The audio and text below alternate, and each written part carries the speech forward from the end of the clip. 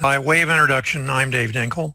I'm here today with Charles. Charles is a newer student of mine, but we have a deal we want to talk about. I recently did a little webinar on Don't Be Bullied by a pro wholesaler, I called it. Charles has, before he became a student recently, he actually had done 4 deals. And what did the profits on those look like, and how did you do those? Assignment or double closings or what? They were all assignments. I set out to do double closes on some of them, and I learned some things that when we came across you, it's really like attracted us to your training, but they were all assignments, and they averaged probably about $4,800, $5,000. Yeah, which is a okay profit. But if you're going to make a serious living in real estate investing, you got to kick it up. So what happened is just after Charles joined, he came into a property and he called me about it, and it was $88,500 was your purchase price. Yeah. It had a lot of, as many properties do, peculiarities in the sense that it looked like corner lot. A lot of these realtor speak things close to a main event. All of these things do not matter when you go to sell it unless you have a good buyer's list. And I think one of the things I talked to you about from the beginning was build your buyer's list. Absolutely. Because, the obvious thing to do is go to some of the bigger guys and they will buy them from you, but they're going to make more money than you do on it all the time. So tell us a little bit of background on the woman, that seller of this property, because it's kind of interesting. Yes. She had another property that she was in the process of selling, and she had this one for maybe 6-7 years and was trying to do something with it. Long story short, she wasn't able to do what she thought she was going to be able to do. And so, but the thing is, she'd had maybe 3 or 4 wholesalers and contracts on the property, and it just never went through. So she was pretty leery when you showed up. Yeah. As a matter of fact, I didn't even speak directly because of the other situations. I wasn't even speaking directly to her initially. It was her daughter that was kind of fielding, who was who and things like that. Screening them out. Yeah. Now, I would guess that the other guys, because you paid her $88,500, they must have paid her around that number. It's not like they were paying her bigger chunks, most likely. The reason they didn't close, I'm sure, is because of their buyer's list. That's what it comes down to. Mm-hmm. Can't find a buyer, you just can't do it. So you got it under contract, and you put it out there to your list. How many did you have on your buyers, or how many did you have on your buyers list at that time? It was real minuscule, Dave. It was very, very minute buyers list that I had. It was very small. Now that I look back at it, but it was probably, I'm saying, probably 10, 15. Okay, it's not big. I have a very successful student in Central Florida. If he watches this, he'll know who he is. But he was clicking away on doing deals, making $5,000 every deal, not sometimes up and sometimes, always $5,000. And I said to him, you got to make more money. I mean, you're leaving way too much on the table here. And I said to him, how big is your buyer's list? And he says, well, right now, let me think, 2. I said, 2 what? 200? No, 2. I said, well, you got a problem. Yeah. I was rocking with 2 for a long And they were good to you until you saw, if you went back and looked at how much they made, they did pretty well, I'm sure. Yeah. But what he did is I started, needling him about just build your buyer's list. And literally the next deal he got, he made 15 on it. And recently he showed me one he made over $40,000 on. So that's the power of having a buyer's list. Is the bigger the better. Yeah. So when you got it under contract, oh, by the way, on the contract issue, I want to bring it up now because I'm going to make a little case for it later. Okay. I sent you 2 contracts, a very, very onerous buyer and seller contract. Yes. Yeah. So if you read those, you're thinking to yourself, nobody would ever sign these, right? Yeah. But you had already had the seller contract signed. But on your buyer side, you had your professional wholesaler sign that contract. You sent it to him, he signed it. You're off and running. Yes, he did. Okay, so the difference in these contracts is they have all kinds of real escape clauses, not dummy things.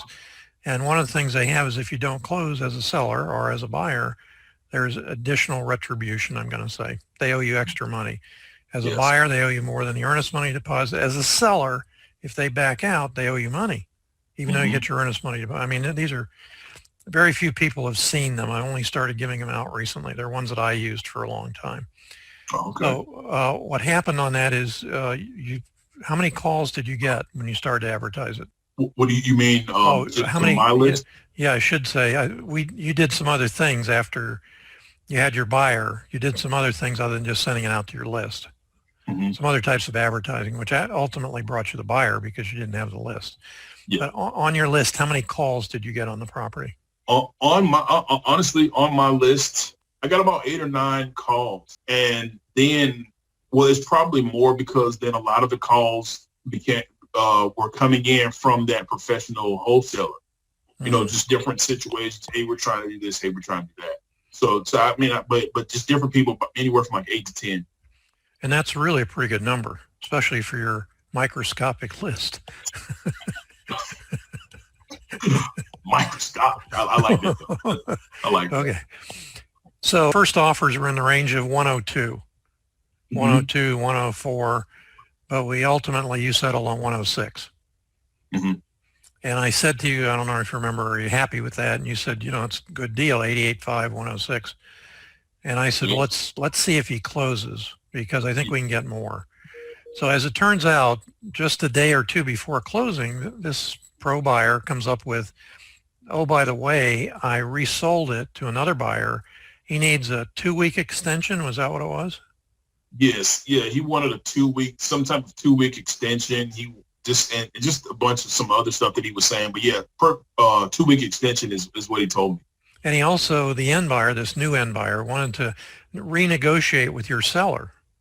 Yeah, he wanted to buy us out, as he said, and renegotiate with the seller to get it down and all this kind of stuff. You know, like I said, we've done a few deals, and you know, you study, you know, as much as you think you're studying, but I just had never run into anything like that, so it was kind of weird. But you helped us through that. Now you requested a $2,500 earnest money deposit, which he never put up. And he never put up, no. Correct. He thought that because he had resold it and the end buyer put up $2,500, that took care of his earnest money deposit. Yeah. But it didn't. No. These are beautiful things. Assumptions make an ass of you and me if you ever hear that, you know, spell it out. Absolutely. But now we're talking about legalities. And I think the day before the closing, when you told me about that, I said, no, either closes tomorrow or we're going to breach the contract. And you said to me, what are we going to do? And I said, well, we'll just buy it. And what did you say? I don't have 88.5. Those were the exact words. I don't have 88.5, Dave. Now, I see great deals like this, and I knew it was a great deal. And I don't do this very often, but I said, don't worry about it. I'll fund it. And I did. Yeah. And when he didn't close on whatever it was, Tuesday or Wednesday or something like that, we breached the contract with him. And I said to you, get it back out there. One of which was we used the FSBO sign. Yeah. Which sounds like, oh, that's kind of corny. But in the real world, hey, it didn't work too bad, did it? No. I'll let him continue to think it's corny. Yeah. So how many calls did you have after we started or after you started marketing it? I'm still getting calls. Okay. So I probably had about 50, 60. No kidding. Yeah, I'm still getting text. I took a call today on it. I'm still getting text. So I mean, if you count a call as a touch point, as a text as a touch point, it's probably 120 touch points on that in that time, in that amount of time. Have you been adding them to your buyers list? Absolutely. Okay. Absolutely. So now your microscopic buyers list is going to a minuscule buyers list. Yeah, it's a little better than microscopic. Yeah. People ask me how many you need on a buyers list. If you can get 350 actual buyers, not card traders at meetings and stuff, you can start doing your own deals pretty successfully. Because typically only about 10% of your buyers list is ever either real or ready to buy when you need them to buy. And that's a good base to start with. Very, very successful students, the guys that net 50 to over 100 grand a month, doing just what you do, have somewhere over 3,000. So, you know, Wow. Okay. yeah, but that's just a goal. I mean, it's just a place. What I try and do is have you prospect every day for your buyers list because it's so important. Yeah. So now you started getting calls, and I wasn't in on the march up in price, but what was the first calls you got? How much were they? How did that go for you? Well, we had it out for the price that we had it. What did we put it out for? 140, didn't we? No, No, 130. 126.5. Oh, okay. And dazzle them with a funny price. yeah, and the funny thing about that is, like, you know, I told you before, I was in the car business for a long time, and so like it was just this weird thing about like not putting like the whole number at the end, you know. So I was like, I'm gonna try 126.5 or something. But the thing is, we started getting a lot of calls. There were, I don't think I got anything. I can't remember if I got anything less than asking. Maybe a few of them, 115, some things like that. But but most of it, after the first couple of days, it was pretty much solid around asking or above. Mostly, I think we got stalled around 130, didn't we, for a while? Mm-hmm. And I don't know how we jumped it to 140. You were in on that. I wasn't. I'm not on the front lines. But how did that happen that you got it up to 140? So this particular one, it came from an agent, and her buyer was just like, I'll outbid anyone. I started to say, how did she get paid? You didn't pay her. She got paid from her buyer. Yes. Yeah. Yeah. Okay. That's very important. I mean, if you can't sell it and you have to pay a 2 or 2.5% commission, fine, but always try to defer that to the end buyer. If they bring them, they deserve it. So, okay. So I was a little antsy about the fact that an agent got involved because typically they don't do anything but screw up the deal. But in this case, she was, if they're listing agents, it's almost a sure thing. And I'm not being, most agents are wonderful people, but when it comes down to money, they want to make sure they get paid, and they want to make sure they think they have whoever is paying the commission believe they're working for it. And boy, do they get in the road sometimes. So it's okay. We love them. But ultimately you signed for 140. Yes. And they came up with something strange. You emailed me and said they want to do a survey. Wasn't that what it was? Yes. This was like a day before the closing or something like that. Something really weird. They wanted some type of land survey, floodplain elevation survey. Yeah, an elevation survey. And what was interesting about it was the elevation survey showed it was in a floodplain. And you say to yourself, oh my God, what happened here? But this property is actually in like downtown, small town, Georgia. It's in a busy area, yeah, so it's kind of weird. Yeah, it is kind of weird, but nonetheless, it didn't matter. Yeah. And normally, and we didn't know this at the time because we hadn't seen the HUDs, I don't think. But the buyer was getting a mortgage on the property, which meant the lender required that. But whatever. Yeah, you told me that. Yeah, but we got through it, so it was okay. So we went ahead, closed, and your net profit was how much? 47,535, something like that, 585 or something like that. You need to tattoo that on the back of your hand there. Take that. So I do this because I've been through this a lot of times where I have students or investors that are almost got it down. They're down to enough of a science they can bring in deals, but they don't have enough of a buyer's list or enough of a way to market it to get rid of it. And they're really struggling to make a living. I believe that shortly you can do that, 1 or 2 of those a month, because you set up your pipeline, you keep bringing them in. Not every one of them is going to be a 40, 50, or 100 pounder, but I closed on a double closing today that was $86,000. I mean, those profits are out there. They really are. The average investor thinks, well, there's so many investors, there's so few deals, I can't do it. And he's right, because he doesn't do it. That's what it really comes down to. But as you rate your overall experience, tell me about what you think. By the way, is the boss back there the person, the real decision maker in the background? No, she's not in the background. She's man in the front of the house. But no, it was awesome. And the boss is my partner, and Brandy. She really did her proprietary method of finding the deals. Is what really kind of has our pipeline kind of pretty full right now. It's getting full right now, and we've got deals that we're moving to. But I mean, she did an amazing job finding it. She does all the stuff where it allows me to do what I'm really kind of strong at, which is getting on the phone, and getting the deal from wherever it is to closing, or just getting the deal just done. I think that's my strong suit, and she does all the other stuff where it just allows me to focus on that, and she's good at it. And I think one thing that's important in what you're saying is there's a lot of synergy in two people in partnerships. Yeah. Normally people go together because one of them has a weakness. They think the other person will do it. And if the other person doesn't do it, the partnership collapses. But you guys both like what you're doing.